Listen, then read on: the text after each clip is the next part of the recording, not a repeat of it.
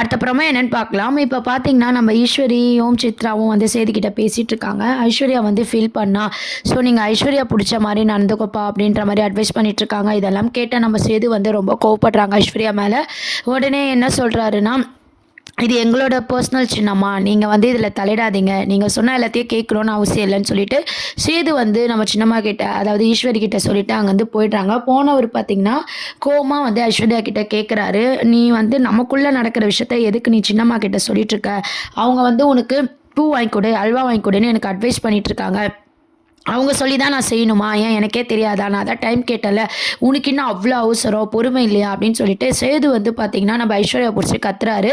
உடனே ஐஸ்வர்யா வந்து நான் சாதாரணமா தான் சொன்னேன். சொல்லணும்னு சொல்லல அப்படின்ற மாரி, என்னோட ஃபீலிங்ஸ நீங்க இன்னைக்கு தான் மதிச்சிருக்கீங்க. கல்யாணம் ஆகி 1 மாசம் ஆகுது. ஆனா நீங்க என்ன திரும்பி கூட பார்க்கல. எனக்கு இது எவ்வளோ கஷ்டமா இருக்கும். அதனால தான் நான் ஆன்டி கிட்ட சொன்னேன். நான் தப்பான மோட்டிவேட்ல சொல்லல அப்படின்னு சொல்லிட்டு, நம்ம ஐஸ்வர்யா வந்து சொல்லிட்டு இருக்காங்க. அது மட்டும் இல்லாம, நான் உங்கள நெருங்கி வரும்போதெல்லாம் நீங்க குழந்தை குழந்தைன்னு இருக்கீங்க அப்படின்ற மாரி சொல்றாங்க. உடனே நம்ம சேது என்ன சொல்றாங்கன்னா, எனக்கு குழந்தை தான் எல்லாமே. குழந்தைய தாண்டி எதுவும் யோசிக்கிறதுக்கு இல்ல அப்படின்ற மாரி சேது சொல்றாரு. அப்ப இந்த குழந்தையால தானே நீங்க என்கிட்ட நெருங்கி வரமாட்றீங்க. எல்லாத்துக்குமே காரணம் இந்த குழந்தை தானே. என்ன பண்றேன் பாருன்னு சொல்லி நம்ம ஐஸ்வர்யா என்ன பண்றாங்கன்னா, மீனாட்சி அங்க படுத்துட்டு இருக்காங்க. அந்த குழந்தைய வந்து தூக்கி அடிக்கிற மாரி போறாங்க. உடனே சேது வந்து ஐஸ்வர்யா, ஐஸ்வர்யான்னு சொல்லி கத்துறாரு. ம். உடனே வந்து ஐஸ்வர்யா வந்து அந்த குழந்தைய பண்ணும்போது, நம்ம சேது கோவத்துல ஐஸ்வர்யாவ போட்டு அடிச்சிடுறாங்க. ஐஸ்வர்யா வந்து மயங்கி விழுந்துடுறாங்க. ஸோ நம்ம சேதுக்கு வந்து என்ன பண்றதுன்னே தெரியல. இவ நடிக்கிறா அப்படின்ற மாரி ஃபர்ஸ்ட்டு சேது வந்து நெனைக்கிறாங்க. அதுக்கப்புறம் பார்த்தீங்கன்னா, அ எழுந்துக்கவே இல்ல ஐஸ்வர்யான்னு சொல்லிட்டு, "என்னாச்சு ஐஸ்வர்யா?" அப்படின்ற மாரிலாம் கேட்குறாங்க. அதுக்கப்புறம் வந்து தண்ணிலாம் தெளிச்சு எழுப்பி விடுறாரு. அப்புறம் வந்து சேது அலறுன சவுண்டு கேட்டு ஈஸ்வரி, சித்ரா எல்லாருமே வந்து பார்க்குறாங்க. என்னாச்சு அப்படின்னு சொல்லிட்டு. அப்புறம் பார்த்தீங்கன்னா, எல்லாருமே வந்து ஐஸ்வர்யாவுக்கு தண்ணிலாம் தெளிச்சு எழுப்பி விடுறாங்க. எழுப்பி விட்டு என்னாச்சுன்னு சொல்லி கேட்கும்போது பார்த்தீங்கன்னா, நம்ம ஐஸ்வர்யா வந்து அழுவுறாங்க. "என்ன மாமா வந்து அடிக்க வந்தாரு. நான் பயத்தில மயங்கி விழுந்துட்டேன்" அப்படின்னு சொல்லிட்டு. உடனே நம்ம ஈஸ்வரிலாம் வந்து சேதுவ புடிச்சு கத்துறாங்க. "என் அண்ணன் பொண்ண உனக்கு கல்யாணம் பண்ணி வச்சது அடிச்சு கொடுமை பண்றதுக்கு இல்ல. உன் குழந்தைங்களுக்கு ஆயா வேலை பார்க்கறதுக்கு இல்ல சேது. அவ வாழணும்னு நெனச்சு தான் கல்யாணம் பண்ணா. நீ இப்படிலாம் பண்றதா இருந்தா எதுக்கு கல்யாணம் பண்ணிக்கிற?" அப்படின்னு சொல்லிட்டு சேதுவ பார்த்து கேட்குறாங்க. உடனே ராஜாங்கம், "ஈஸ்வரி" அப்படின்ற மாரி சொல்றாங்க. "போதும் மாமா, உங்க அரட்டலுக்குலாம் நான் பயப்பட மாட்டேன். நான் நியாயத்த தானே கேட்கிறேன். ஏன் எங்க அண்ணன் உங்ககிட்ட சொல்லிட்டு தானே முறைப்படி எல்லாரும் செஞ்சு தானே இந்த கல்யாணத்த பண்ணி வச்சோம். ஆனா ஐஸ்வர்யா சந்தோஷமாவே இல்ல" அப்படின்னு சொல்லிட்டு ஐஸ்வர்யா அழுதுட்டு இருக்காங்க. இதெல்லாம் பார்த்து நம்ம ஈஸ்வரி வந்து கேட்குறாங்க. உடனே நம்ம ராஜாங்கத்துக்கும் ஒண்ணுமே புரியல. "என்னாச்சு சேது?" அப்படின்னு கேட்கும்போது, "இல்லப்பா நான் வந்து குழந்தை மேல பாசமா இருக்கேனா, அதனால கொஞ்சம் டைம் தான் ஐஸ்வர்யா கிட்ட கேட்டேன். என்கிட்ட சின்னம்மா வந்து இந்த மாரி சொல்லும்போது நானு ஐஸ்வர்யா மேல கோவப்பட்டேன். அதுக்காக குழந்தைய வந்து அவ ஏதோ பண்ண போனா கோவத்துல நான் கை நீட்டிட்டேன்" அப்படின்ற மாரி சேது சொல்றாரு. "அப்போ நீ அடிச்சிட்டியா? அடிச்சு அவள சாவடிக்கிறதுக்கு தான் அவள கல்யாணம் பண்ணியான்னு?" சொல்லி ஐஸ்வர்யாவ பார்த்து ஈஸ்வரி வந்து ரொம்ப கோவமா வந்து சேது கிட்ட கேட்டுட்டு இருக்காங்க. உடனே ஐஸ்வர்யா என்ன சொல்றாங்கன்னா, "நான் எங்க அப்பா கிட்டயே போயிடுறேன். எனக்கு இங்க இருக்கவே புடிக்கல. நான் இவர நேசிச்சு தான் கல்யாணம் பண்ணிக்கினேன். அவர்கிட்ட அந்த கொஞ்சம் கூட அந்த லவ்வே இல்ல" அப்படின்ற மாரி ஐஸ்வர்யா ஒரு பக்கம் அழுதுட்டு இருக்காங்க. "நீ சும்மா இரு ஐஸ்வர்யா, எல்லாமே நான் பார்த்துக்கிறேன்னு" சொல்லிட்டு ராஜாங்கத்துக்கிட்ட நியாயம் கேட்குறாங்க. "நீங்களே நியாயம் சொல்லுங்க மாமா. இவர் மாரி அடிக்கிறதும், இவங்க இன்னும் ஒண்ணாவே வாழல. அதெல்லாம் தப்பு இல்லையா?" அப்படின்னு சொல்லிட்டு ஈஸ்வரி வந்து பஞ்சாயத்து ஆரம்பிக்கிறாங்க. ராஜாங்கத்துக்கும் பார்த்தீங்கன்னா, சேதுக்கு அட்வைஸ் பண்ணணும் அப்படின்ற மாரி சேதுவ வந்து தனியா கூட்டு போறாரு.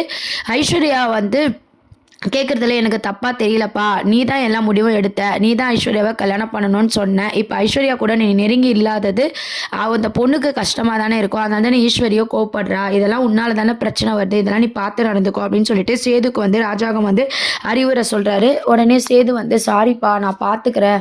குழந்தை பிரச்சனையில நான் இருந்துட்டேன். நான் பார்த்துக்கிறேன்" அப்படின்னு சொல்லும்போது, "நான் சொல்லி தான் உனக்கு தெரியணும்னு இல்லப்பா. பிரச்சனை வராம பார்த்துக்கோ" அப்படின்ற மாரி ராஜாங்கம் வந்து பார்த்தீங்கன்னா, சேதுக்கு வந்து அட்வைஸ் பண்ணிட்டு இருக்காங்க. அதுக்கப்புறம் பார்த்தீங்கன்னா, சரின்னு சொல்லிட்டு எல்லாருமே வந்து அவங்கவங்க வேலைய பாருங்க. எதுக்கு இப்போ வந்து சண்டை நடக்கிற மாரி இங்க பஞ்சாயத்துல நிக்கிறீங்க அப்படின்னு சொல்லி ராஜாங்கம் எல்லாரையும் திட்டி விட்டுறாரு. அப்புறம் பார்த்தீங்கன்னா, நம்ம தாமரைலாம் சேது உனக்கு இது தேவையா? ஒழுங்கா நீ தமிழ் கூடயே வாழ்ந்துருக்கலாம். இந்த அசிங்கம்லாம் உனக்கு தேவையான்னு சொல்லி சேதுவ வந்து தாமரைலாம் சொல்லிட்டு இருக்காங்க. என்ன சேதுவ ஏத்தி விடலான்னு பார்க்குறீங்களா? அதெல்லாம் ஒரு காலத்திலயும் நடக்காதுன்னு சொல்லி ஈஸ்வரி வந்து சொல்லிட்டு இருக்காங்க. சரி, சரி எல்லாரும் இங்க வந்து கத்தாதீங்க. அவங்க வேலைய பாருங்க அப்படின்னு சொல்லிட்டு கலைச்சு விடுறாங்க. அதுக்கப்புறம் பார்த்தீங்கன்னா, நம்ப அழகர் வந்து இன்னும் திரும்பி படுக்கலன்னு சொல்லிட்டு நம்ம தமிழ் வந்து ரொம்பவே ஃபீல் பண்ணிட்டு இருக்காங்க இல்லையா? ஸோ அழகர் பாப்பா வந்து திரும்பி படுக்கிறான். அத பார்த்த தமிழ் வந்து ரொம்பவே சந்தோஷப்படுறாங்க. அங்க மீனாட்சி திரும்பிட்டா, இங்க அழகரும் திரும்பிட்டா. எனக்கு இப்பதான் ரொம்பவே சந்தோஷமா இருக்குன்னு சொல்லி தமிழ் வந்து ரொம்பவே சந்தோஷப்படுறாங்க. அத வந்து வீடியோ எடுத்து நம்ம சேதுக்கு வந்து அனுப்பி விடுறாங்க. தனம்லாம் வந்து சேதுக்கு அனுப்புறாங்க. இத பார்த்ததும் பார்த்தீங்கன்னா, நம்ம சேதுக்குமே ரொம்பவே சந்தோஷமாக இருக்குது. அப்போ அவங்க ஐஸ்வர்யா வந்து இதை வந்து அப்படியே கோவமாக பார்த்துட்ருக்காங்க. நம்ம ஐஸ்வர்யா கிட்ட வந்து நம்ம சேது வந்து அதை காமிச்சு ரொம்ப சந்தோஷமாக என் பையனும் வந்து திரும்பிட்டான்னு சொல்லி ரொம்பவே சந்தோஷப்படுறாங்க. அது மட்டும் இல்லாமல் ஐஸ்வர்யா கிட்ட மன்னிப்பும் கேட்குறாரு. எனக்கு ஒரு நிலமை புரியுது ஐஸ்வர்யா, எனக்கு கொஞ்சம் டைம் கொடு, எனக்கு சின்னம்மா அப்படி சொல்லவோ கோவம் வந்துருச்சு, அதனால தான் நான் அப்படிலாம் நடந்துக்கிட்டேன்.